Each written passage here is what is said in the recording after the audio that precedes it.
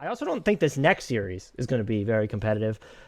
My second choice would be the Celtics versus the Nets. That is the 2v7 in the East. Thoughts, general impressions, key things to watch for this one.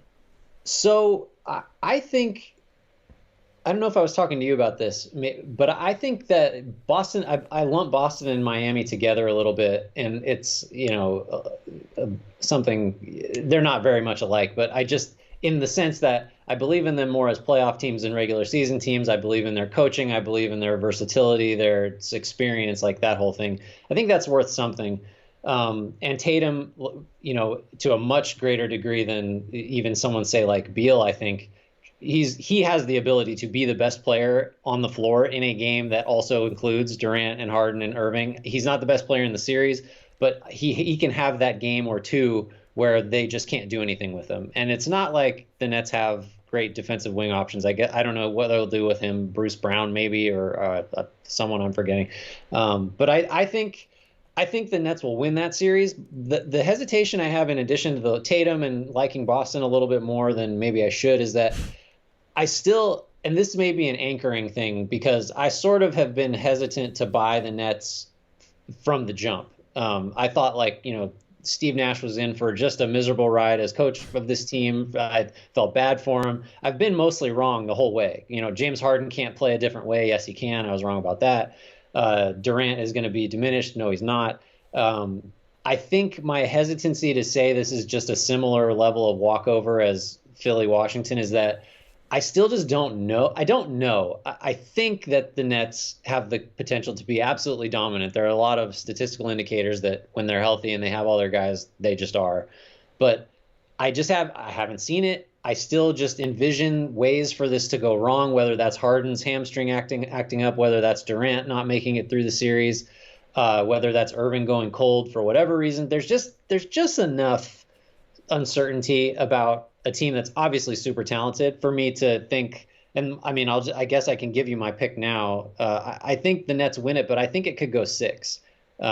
So I have a lot of faith in Boston, and I'm still just a little uncertain about the Nets. I guess this would be the team that Boston matches up with well defensively, better than people might expect without Jaylen Brown. Just to have Marcus Smart and then Jayson Tatum gives you two guys that can go after two of the 3 stars in Brooklyn. I don't know what is the answer for the third one. Is just who is like, let's assume Tatum gets a ton of time on Durant. Let's make that the assumption. Marcus Smart probably toggles between James Harden and Kyrie. Do you attach him to James Harden? And then, but who's the third most important defender? That's the problem. The math never works out when it comes to defending Brooklyn.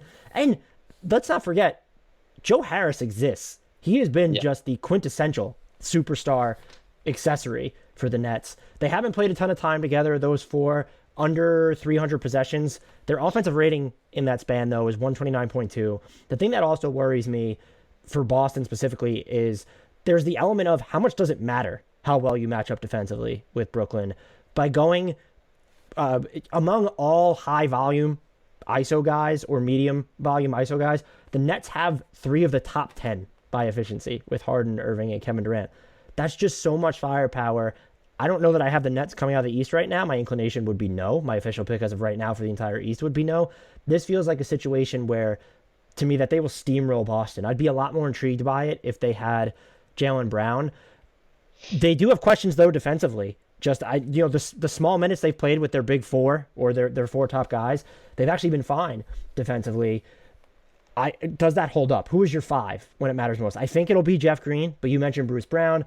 Nick Claxton is my X factor, because maybe that's the wrong pick for this series, because which Boston big is going to scare you? Maybe if they go with Grant Williams at the 5 and they downsize, that makes you a little bit worried. But they switch so much. The Nets per synergy switched the second most among all defenses this year. And I believe he's super important to that, more so than even a Jeff Green or a Bruce Brown. Maybe that's for something in later series, though, to really be concerned about. My pick would be Brooklyn in 4 here. Ooh. I think, okay. I mean, maybe they'll load manage their guys throughout the series. I wouldn't put it past this team.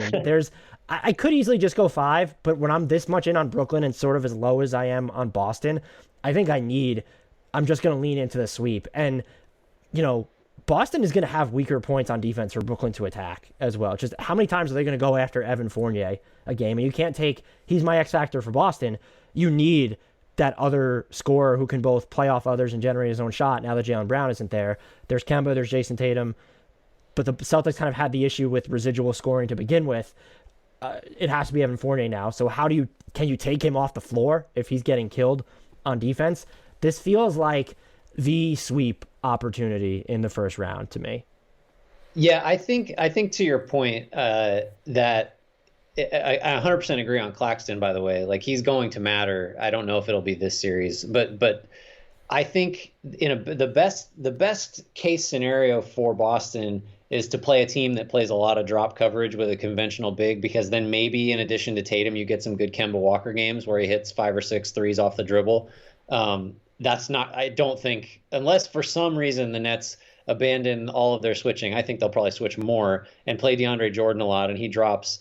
It's going to be really hard for Walker to get going, especially like he's just, I don't know, he's looked okay in spurts, but he's not someone that's going to break down a mismatch. And if the mismatch, quote unquote, is Bruce Brown as your sort of pseudo center switching out, then that's just that's a tough one for him. Yeah. I don't know. I'm going on faith, but it wouldn't shock me if the Nets have the talent to just, if they blew any of these teams out and just walked over them in 4, you would kind of look back and say, well, yeah, they have Durant, Harden, and Irving. Of course they did. But I'm holding out some faith that Brad Stevens will do something magical and Tatum will get another, throw a 55-pointer in there for a game or two. Does your impression change if Robert Williams isn't able to play? Not really, because I don't think this is a series for him. You know what I do wish is that Daniel Tice was still on the Celtics. He makes a lot more sense in a series like this than kind of your conventional shot block. He makes more sense on the Celtics than has luxury tax evading fodder? A little bit.